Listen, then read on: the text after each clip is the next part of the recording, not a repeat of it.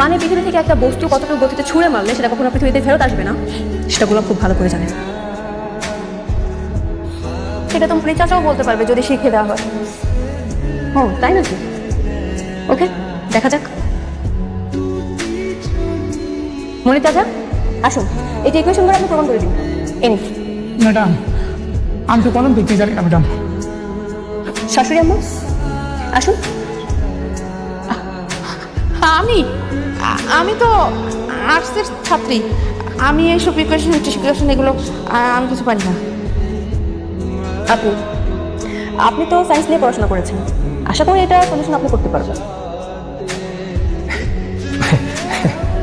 আমি তো অবশ্যই পারবো, মানে এটা কেন পারবো না, কিন্তু আসলে অনেকদিন পড়ালেখার মধ্যে নাই তো ভুলে গেছি। নিশিতা, তুমি তো পড়াশোনার মধ্যে আছো, তাহলে তুমি সলভ করে দেখাও। মানে আমি তো ফিজিক্স একটু উইক।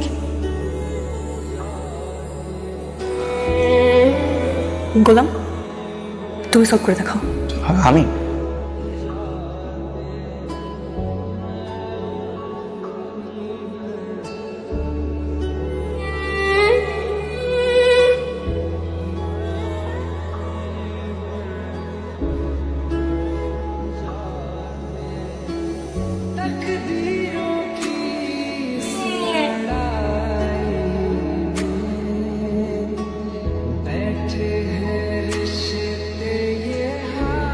বাবা, ঠিক হয়েছে না? ঠিক হয়েছে মানে একদম ঠিক হয়েছে। ঠিক হলাম, তুমি তো সত্যি শিক্ষিত। মানে ওই আর কি। গোলাম, আজকে সবার সামনে তুমি আমার মাথাটা উঁচু করে দিলে। তুমি আমার হাজবেন্ড, এটা পরিচয় দিতে আমার আর কোনো সমস্যাই রইল না। আমি এখন প্রাউডলি বলতে পারবো যে আমার হাজবেন্ড একজন এডুকেটেড পারসন। গোলাম, একটু আমার সাথে আসো তো, কাজ আছে। আচ্ছা চলেন।